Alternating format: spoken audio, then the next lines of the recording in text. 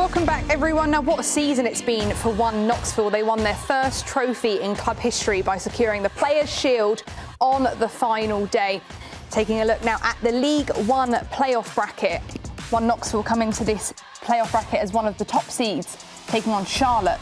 We've got FC Naples, Nico's team, taking on Union Omaha. And then we've got some more games happening in the USL League One playoffs. So to talk more about that, we're going to welcome in Ian Fuller, One Knoxville head coach, but more importantly, husband to Susannah Fuller, who was on Morning Footy for so many years. Thank you so much for joining us, Ian. How are you today? Morning, guys. What a great intro. It's tough to follow up Real Madrid, but I appreciate it. Let's quickly talk about your team winning this League One Players' Shield. Is it your first year of coaching? An absolutely incredible achievement for not just the club, but also for yourself. Yeah, first year of head coaching, Anna. First year of coaching, that would be unbelievable. But yeah, we came into this kind of not knowing what to expect, but we had big expectations, and thankfully the guys have worked their socks off to achieve such a great regular season, and now our focus is on the playoffs. Ian, well, first of all, congratulations. I mean, winning the Shield in your first year of head coaching is absolutely incredible. I want to ask you, because as I am familiarizing myself with USL League One, what do you think are the toughest challenges to manage in what is third-tier American soccer? Man, how long you got here, Nico? It's a tough league. There's so much parity in the league, so many surfaces you play on. The travels. I'm not saying more difficult than Major League Soccer, but you certainly have the finer airplanes and not as many stops on the road and 7-hour bus trips. But I grew up in this atmosphere playing, so I was very familiar, and I knew the challenges. But it's a very difficult league. You don't have an easy match. And as you've seen down in Naples, they're just battles every Saturday. I've enjoyed it. I've enjoyed the guys. There are difficulties, but difficulties that we've definitely faced. Yeah, Ian, you have an out-of-touch owner here, so he didn't know about those on-the-ground stuff because all of the luxury that he gets. You're in the trenches.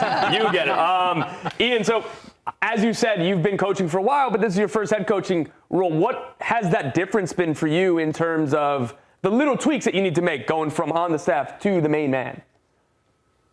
Yeah, it's so different, Tom. I've worked as an assistant coach for many years under Adrian Heath.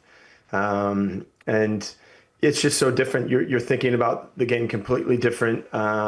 You're assisting someone's vision, and you're connecting with players on a different level, spending probably more time individually with the players. And then for you to step on this side and be the manager, and it's your vision. You have more communication with the ownership. Planning. You just don't ever turn off, which can be a good thing and a bad thing. And I've experienced that for sure this year, but it's completely different in a role that, I was ready for it. It took us probably 15 years to get here, but I feel very comfortable in this role. So looking on the pitch, One Knoxville, they're usually known for being a good defensive team, but this season, you guys are kicking ass and taking names on the offensive end, right? Single season goals record. What, as a manager, have you been able to inspire in your team to get the goals clicking and everything clicking offensively? I'm still not happy with where we're at on the attacking side, but defensively we have been very stingy. And, that's kind of been the club ethos for the last few years. And I was lucky enough to inherit an incredible group of guys that fight for the common goal and keep the ball out of the net. We've adapted the way we've played on the attacking side of the ball, tweaked things as you do throughout the season. But I think we're finally coming into a little bit of form. We could have easily scored, 3 or 4 goals the other night. And we hope going into the playoffs that we're firing on both ends, and that's all you can really hope for. So, we're tweaking a few things, even now, but I think the guys are coming into form, which is very important this time of year. I love the demand of Ian. Yeah. Best offensive team, and he's still not happy where they at offensively. It's like Argentina's winning coach in '86, that he had won the World Cup, and he was pissed because he conceded 2 goals towards the end after being World Cup champion. So, Ian, I like that championship mentality from you, man. You know, Nico, followed up Real Madrid, and now you're talking about Argentina World Cup champions. This is getting really difficult. But yeah, listen, you're always trying to get better, right? We've been holding conversations for the last 6 months talking about next year. You know, it just you're constantly trying to get better, which is a good thing. You know, there are parts of life that we should probably emulate off that. So.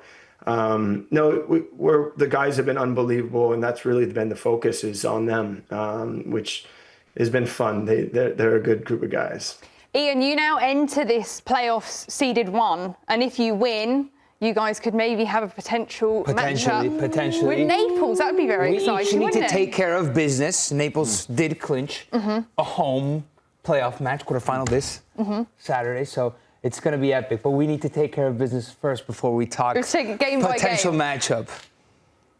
It is game by game, and that's been our focus is you know, purely on what's ahead, and that's Charlotte this week. You know, Naples have a tough opponent down in, you know, playing Omaha down in Naples. It's, you know, those 2 teams are in great form. So honestly, any team could beat any team, and that's the beauty of this league. But this is going to be the fun time of year. You know, we all are hoping to be clicking right now, and you know we've won probably I don't know if it's 7 out of the last 8, so we're in good form. But we need to put the league away and concentrate on the playoffs, and that's been the focus. But it would be fun to face Naples again. Just have the Susannah and Nico playoff quarterfinal. Nico, you pushed him back into coach speak there. You got 1 game at a time. We're only focused on the And owner speak as well. I can't get ahead of myself. I kind of get it. This was at Naples. Oh, yeah. That was the last time we saw each other. Really nice, man. That was. Yeah, Ian, like I mentioned at the start, you obviously are the one Knoxville head coach, but more importantly to us, you're the husband of Susannah Fuller. I think Susannah's next to you. Should we bring her in? She's coming right in. Oh my gosh. Hi, Sam. How are Hey, you, guys. Sus? How's it been? I mean, Ian's doing so well with his coaching career. What's it been like? You've made the move with him, and obviously the success. It's been so lovely to see. I mean, I couldn't be more proud of this amazing man. It's been so fun to watch him. I think, you know, knowing him as well as I do, this was a step in his career that he was looking for. And, you know, it was the big reason, the impetus for us to move down to Knoxville. He wanted to be a head coach and have this opportunity. And I said it at the jump. I've never seen somebody more equipped for a job, like just for this role. He took to it like a duck to water, and watching him evolve as a coach this season, watching the success that the team has had on the field, it's been so gratifying. I'm so proud. Like, watching One Knox matches is excruciating because I feel like it's always so tight. And I mean, I've always been a fan of Ian's teams, but like this is a next level. And so I'm a nervous wreck most games, but it's been so awesome. And I couldn't be more proud of Coach. So I'm going to take my USL owner hat off and put my friend hat on.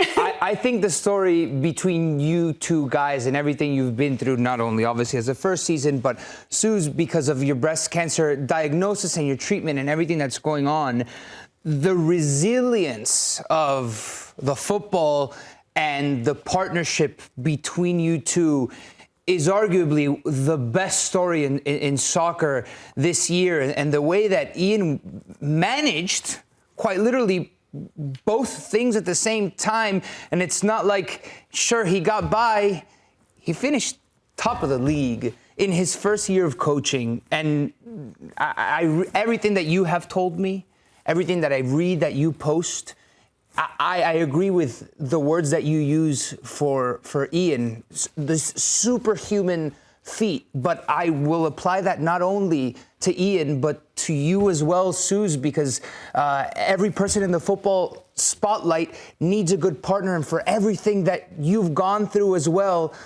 you've been an incredible partner. So kudos to you guys. I don't know how you do it, how you did it, but you guys, for me, are the most incredible story in soccer this year.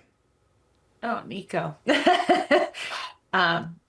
It's so kind. And it means the world to us, especially just, you're my friend, you're my guy. And you know us well. And this has been an extraordinarily hard year for so many reasons. And truly, I know on my end, there's just no way I could have gone through, this cancer diagnosis and then now the chemotherapy treatments without this man by my side. And I will tell you, he has not missed not one appointment. Every chat with the doctor, every scan, every treatment, he is there. And I think, he only missed 2 matches this season. And just to have him be, he excels as a husband, he excels as a coach. It's so remarkable. And we take it one day at a time. We're approaching the tail end of my treatments, which is exciting. I only have 4 left, but we're still just doing this one day at a time. And I will say, watching One Knox and the success that they've had, it's been such an incredible, I don't want to say distraction because this is life, this is our livelihood, but man, what a joy it has been in what has been a really, really difficult stretch of time. But again, I'll just go on. I can't say how I'm just so proud, so overwhelmingly proud of Ian. Oh, you guys are incredible. A rock for each other during the both experiences that you guys have had. An example to us all, Suze.